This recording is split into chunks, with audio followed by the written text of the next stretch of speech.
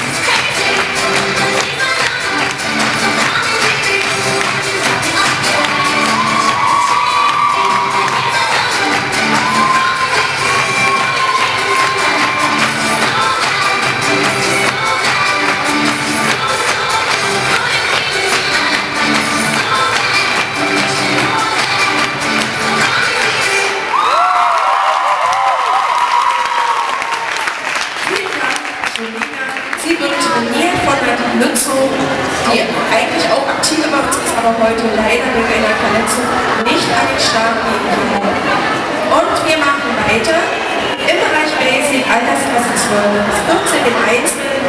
Begrüßen wir ganz herzlich Josephine Lang vom 1. SSV